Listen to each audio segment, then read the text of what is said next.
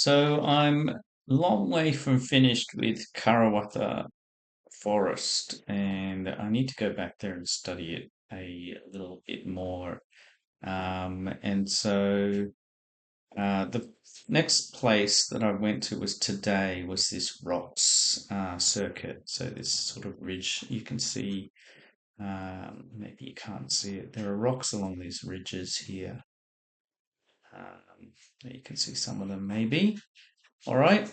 And so I've done a fair bit of study on the Narrenleaf Fernvale beds. So I'm trying to get to learn the other groups, and so I was going to have a look at the Woogaroo subgroup. So that's there are some rocks around here that are outcropping, and that's in the Woogaroo subgroup. So you can see I've got a lot more I want to look at. And what astounded me was how good AI is on this. And so I was very skeptical. Okay, coarse sandstone and conglomerate. I hardly ever see that, to be completely honest with you. Um, and it's just very, very different from the Narrenleaf Fernvale beds. And often things just overlap and they're just not very clear. And this is very quite clear. Large cross-bedding, so it's a large energy, large cross-bedding. So you're going to see like dunes and angeline and evidence of a lot of energy in the water. And so what shocked me is how accurate all of this really was. It was really, really good. And so the first one you can see is the coarse sandstone in the glomerate. It really was quite large, and you can see it's larger than 2 millimeters, so it's no longer sandstone. That two is 2 millimeters.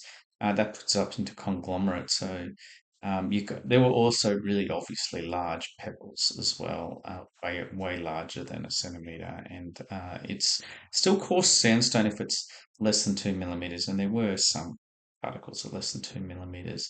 The other thing was it's gritty quartz, and if I zoomed in on that, you could see they really were not just quartz pebbles, but also a lot of cleavage planes on the crystals.